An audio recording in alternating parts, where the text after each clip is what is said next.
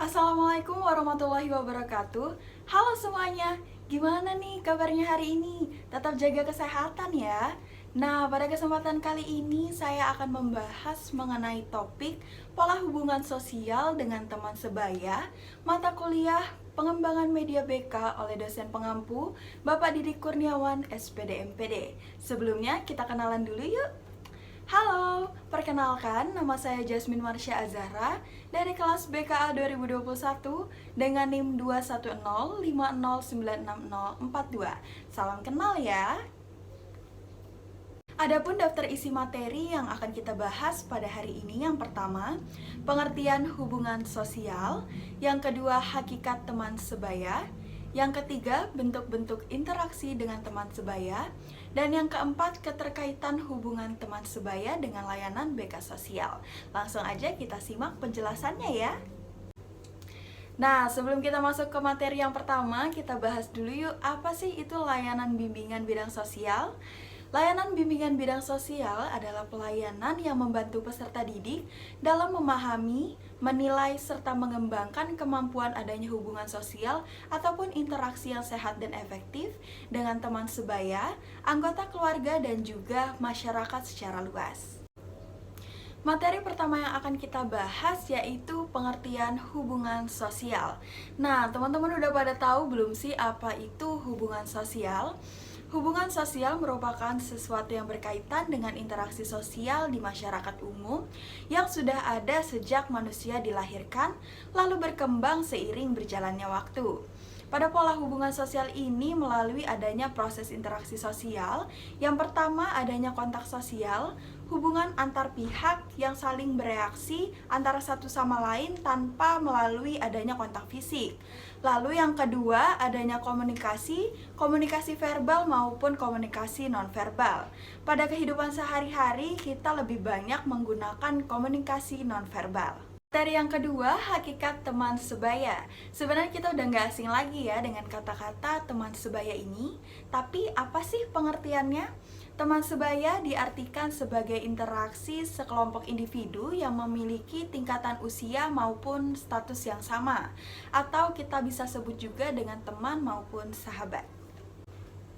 Menurut Ali tahun 2004, teman sebaya memegang peranan penting dalam kehidupan remaja. Biasanya, remaja-remaja memiliki rasa ingin diterima di lingkungan sekitar atau lingkungan pertemanannya, contohnya lingkungan sekolah. Karena timbulnya rasa ini, para remaja bertingkah laku seperti kelompok teman sebayanya. Adapun peran teman sebaya menurut Syamsu Yusuf pada tahun 2002, yang pertama belajar untuk berinteraksi dengan orang lain. Dalam hal ini belajar untuk berinteraksi dengan teman sebayanya.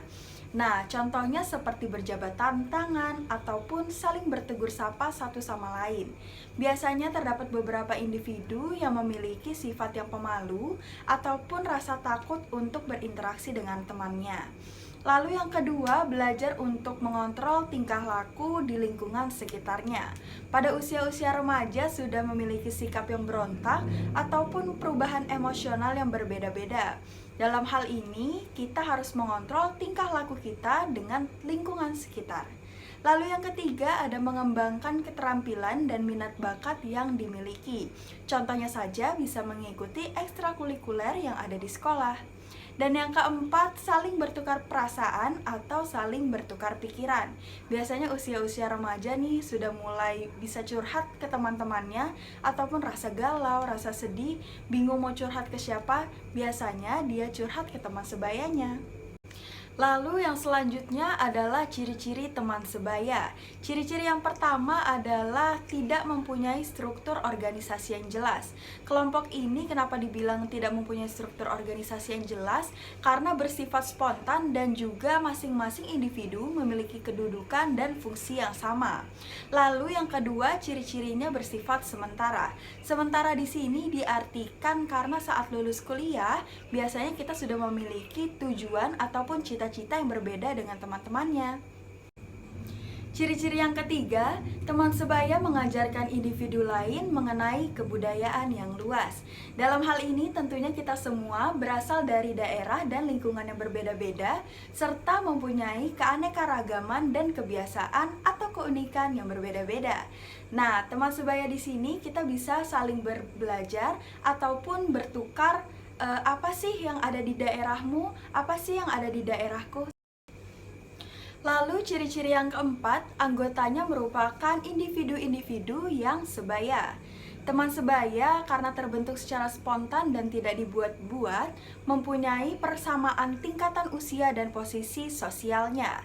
Contohnya saja seperti anak-anak seumuran usia SMP ataupun anak-anak SMA yang memiliki tujuan dan kebutuhan yang sama.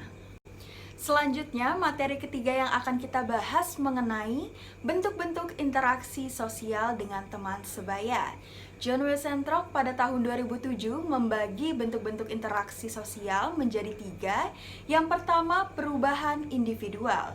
Perubahan individual ini berfungsi sebagai kebersamaan, dukungan fisik, dukungan ego, perhatian, keakraban, dan perbandingan sosial. Lalu yang kedua ada kerumunan. Kerumunan merupakan bentuk interaksi teman sebaya terbesar karena di dalamnya memuat tujuan yang sama dalam suatu kegiatan ataupun aktivitas.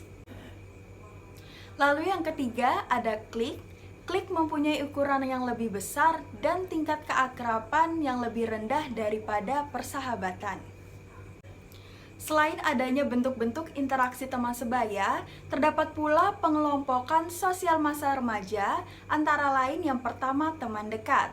Teman dekat ini biasanya terdiri dari 2 ataupun 3 orang yang sesama jenis, misalnya cewek dan cewek, ataupun cowok dengan cowok yang memiliki kesamaan hobi ataupun kesamaan kesukaan. Lalu yang kedua ada kelompok sahabat, biasanya dari kelompok teman dekat yang terdiri dari cowok dan cewek yang berteman akrab. Yang ketiga ada kelompok besar, terdiri dari beberapa kelompok yang lebih kecil dan teman dekat. Yang keempat adalah kelompok yang terorganisir. Biasanya kelompok ini sudah terorganisasi ataupun dibina oleh pemuda maupun orang dewasa yang lebih mengerti. Biasanya kita temui di lingkungan sekolah seperti OSIS ataupun pramuka. Lalu yang kelima ada kelompok geng yang terdiri dari beberapa individu ataupun sekelompok sejenis anak-anak yang memiliki minat atau kesukaan yang sama dan berperilaku antisosial ataupun bertingkah laku yang menolak dari aturan yang berlaku di sekitarnya.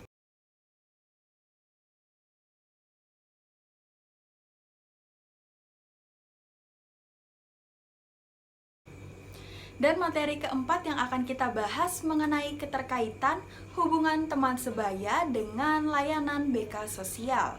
Hubungan antara bimbingan sosial dengan interaksi teman sebaya adalah bimbingan memberikan kesempatan kepada peserta didik untuk dapat berinteraksi ataupun memiliki hubungan yang baik dengan teman sebayanya maupun lingkungan sekitarnya. Dengan adanya bimbingan sosial ini diharapkan timbulnya interaksi dengan teman sebaya ke hal-hal yang positif dan dapat menimbulkan dampak positif dari aktivitas yang telah dilakukan dengan teman sebayanya. Ada beberapa hal yang perlu diperhatikan peserta didik. Yang pertama, pemantapan kemampuan berkomunikasi, dan yang kedua, kemampuan untuk mengemukakan pendapat yang harus ditanamkan pada diri peserta didik. Hal ini disebabkan dalam bidang sosial, semuanya diarahkan pada pemantapan kemampuan peserta didik untuk dapat berhubungan maupun berinteraksi dengan individu lain, termasuk kepada teman sebayanya. Menurut Wadarti dan Muhammad Jauhar, pada tahun 2011 mengemukakan bahwa bimbingan sosial ini kerap diberikan kepada peserta didik yang mengalami kesulitan dalam membina pergaulan karena beberapa hal baik dari luar maupun dari dalam. Sedangkan menurut Giono pada tahun 2015 mengemukakan bahwa bimbingan sosial ini adalah layanan bimbingan yang berkenaan dengan hubungan sosial individu ataupun peserta didik.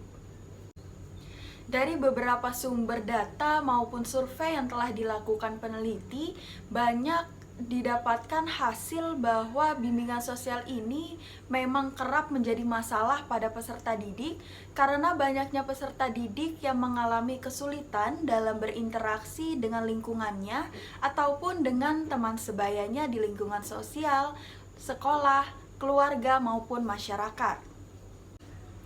Kita sebagai calon guru BK ataupun konselor dapat memberikan pemahaman kepada peserta didik mengenai cara adaptasi yang baik di lingkungan sekitar, serta cara berkomunikasi secara lisan ataupun tulisan, memberikan pemahaman mengenai pengamalan, lalu disiplin, dan aturan sekolah yang harus ditaati dan tidak boleh dilanggar oleh teman sebaya dan peserta didik. Guru pembimbing juga mampu memberikan pemahaman kepada peserta didik mengenai hubungan sosial yang harmonis yang harus dilakukan di lingkungan keluarga, lingkungan masyarakat, dan lingkungan sekolah.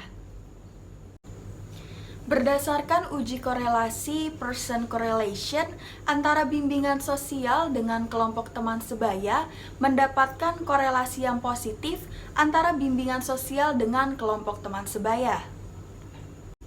Yang artinya adalah semakin baik bimbingan sosial yang diberikan oleh guru pembimbing, maka akan semakin baik pula pergaulan kelompok teman sebaya pada peserta didik.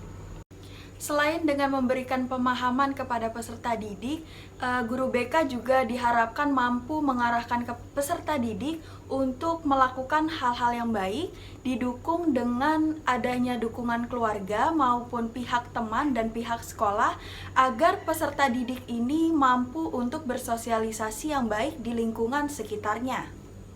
Diharapkan dengan diberikannya bimbingan sosial ini kepada peserta didik mampu melakukan sosialisasi yang baik di lingkungan keluarga, sekolah, dan masyarakat nantinya, serta mampu berkomunikasi secara baik melalui lisan maupun tulisan.